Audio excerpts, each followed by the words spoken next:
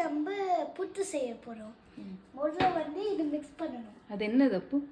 அது என்ன பேர்? என்னது அது? What is that? அரிசி மாவு.